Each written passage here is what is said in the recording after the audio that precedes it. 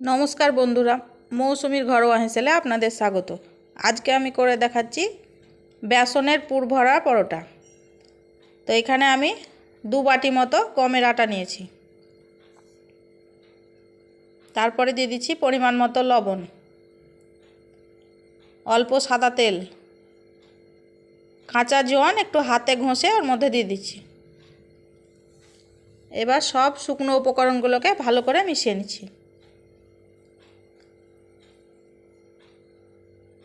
ভালো করে মেশানো হয়ে গেলে অল্প অল্প জল দিয়ে ভালো করে আটাটাকে শক্ত করে মেখে নিচ্ছি। আটাটা খুব ভালো করে মাখা হয়ে গেল। এবার ঢাকা দিয়ে 10 মিনিটের জন্য রেখে দিচ্ছি। এরপর একটা কড়াই গরম করতে বসিয়েছি এবং কড়াইয়ের উপরে 1 কাপ মতো বেসন একটু হালকা ভেজে নিচ্ছি। বেসনের কাঁচা গন্ধটা চলে যাবে।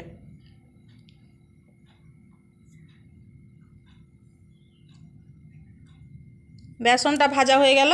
এবার কড়াই থেকে একটা থালার মধ্যে ঢেলে নিচ্ছি।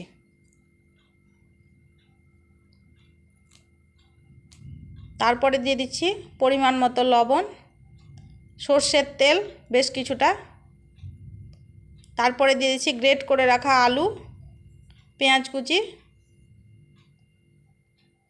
কাঁচা লঙ্কা এবং আদা থেতো করা, কাশ্মীরি রেড চিলি পাউডার, হলুদ গুঁড়ো, সবগুলোকে ভালো করে একসঙ্গে মেখে নিচ্ছি।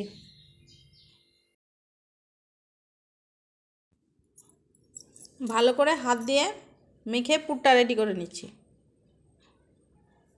পুরটা এরকম ঝরঝরে হবে। তারপরে মেখে রাখা আটা থেকে ছোট ছোট লেচির আকারে কেটে নিচ্ছি। রুটি যেরকম সাইজের করে এরকম লেচির আকারে কেটে নিচ্ছি। তারপরে হাতে একটু তেল লাগিয়ে নেওয়ার পরে এইরকম খিলি করে নিচ্ছি।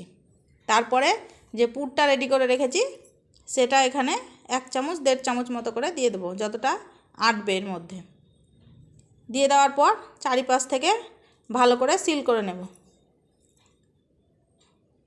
তারপর এইরকম গোল গোল করে রেখে দেব। সবগুলো আগে রেডি করে নেওয়ার পরে তখন বেলতে শুরু করব। একটা হয়ে গেল, দ্বিতীয়টাও একই রকমভাবে করে নিচ্ছি।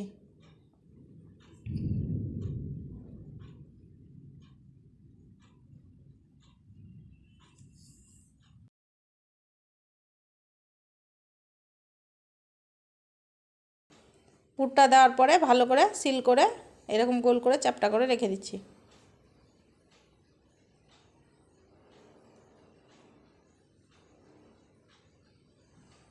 তারপরে 3 নম্বরটাও একই রকমভাবে করে নিচ্ছি। প্রথমে খিলি করার পরে 1-1.5 চামচ মতো পুর ওর মধ্যে দিয়ে দিচ্ছি। তারপরে চারিপাশ থেকে ভালো করে সিল করে নিচ্ছি। তারপরে ভালো করে গোল করে 2 হাতের তালু দিয়ে চ্যাপ্টা করে নিচ্ছি। এইরকমভাবে সবগুলো আগে পুর ভরে রেডি করে নিয়েছি। তারপরে চাকতি বেলনার সাহায্যে ভালো করে বেলে নিচ্ছি। প্রথমে হাত দিয়ে এরকম একটু চ্যাপ্টা করে নিচ্ছি, তারপরে বেলনির সাহায্য ভালো করে বেলে নিচ্ছি। হালকা হাতে বেলে নিতে হবে যাতে পুরটা ফেটে বাইরে না চলে আসে। খুব চাপ দিলে হবে না। এরকম গোল গোল করে বেলে নেওয়ার পরে অল্প তেল দিয়ে সেঁকে নিলেই রেডি। প্রথমে শুকনো কড়াইয়ে এপিট উপিট একটু উল্টে নিচ্ছি। তারপরে দিয়ে দিচ্ছি 1 চামচ সাদা তেল। তেলটা দেওয়ার পরে এপিট উপিট উল্টে লাল লাল করে ভেজে নিচ্ছি। এটা খুব একটা ফুলবে না, অল্পই ফুলবে। একটা হয়ে গেল, অপরটাকেও একই রকমভাবে বেলে নিচ্ছি।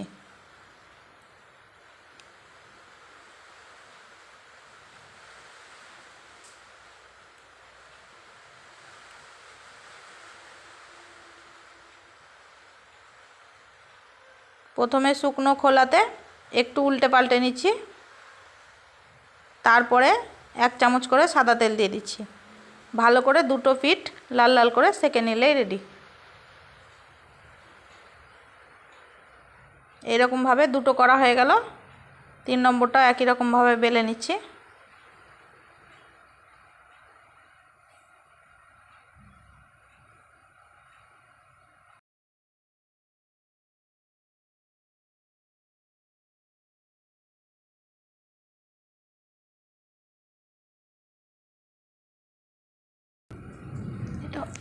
এটাও হয়ে গেল। দেখতে দেখতে সব পরোটাগুলো ভাজা হয়ে গেল। ভাজার পর একটা প্লেটে সাজিয়ে নিয়েছি।